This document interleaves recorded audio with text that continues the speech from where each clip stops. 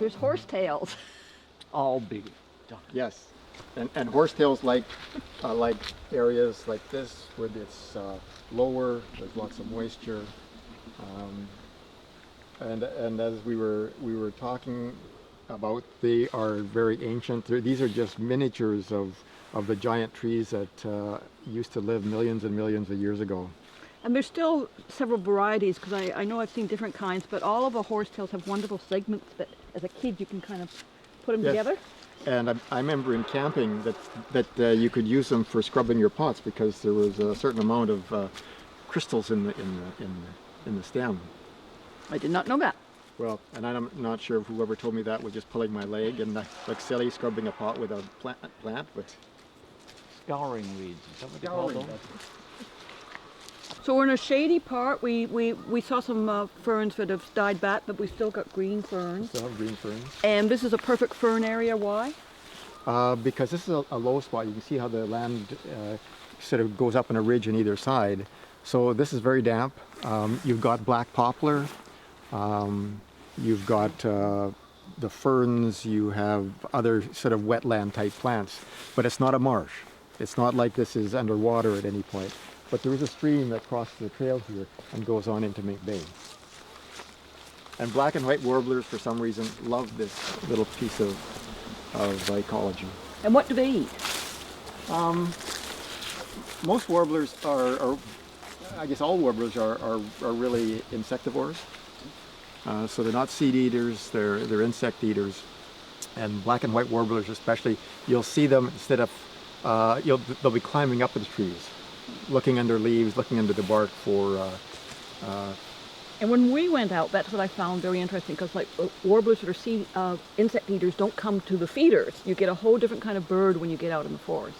That's right, that's right. And it means that they're also later coming too, when they're migrating north. They've got to wait till the insects are out. Yes, and so they've got to time their migration, but also the time that their young hatch, so that there's lots of insects around, which is one of the challenges with the climate changing. The insects have to be, the young have to be big enough to be able to fly south again too. Well, and that as well. Yeah. Mother Nature kind of times everything very nicely, and we're throwing that up. Do you see that, Eric?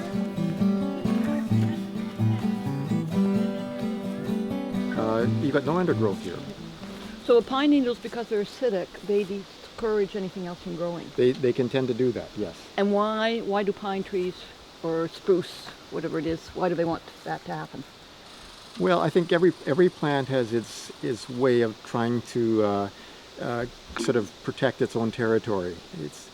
I like to think, even though that competition's not always held up as a good thing in human society, everything's in competition here. Everything's in competition for sunlight, for food, for water, and this little bit of forest here has done an excellent job of discouraging anything else from growing. And if you're ever going to walk off path, this kind of forest is a lot easier to walk off than one where you've got huge undergrowth. You can see where you're going. Yep. And would things like mushrooms grow here or no? Mushroom and fungus and things like that, I'm not very knowledgeable on. There are some in there that I can see. So I would say yes to a point. Yes, they certainly like the cool, the moisture.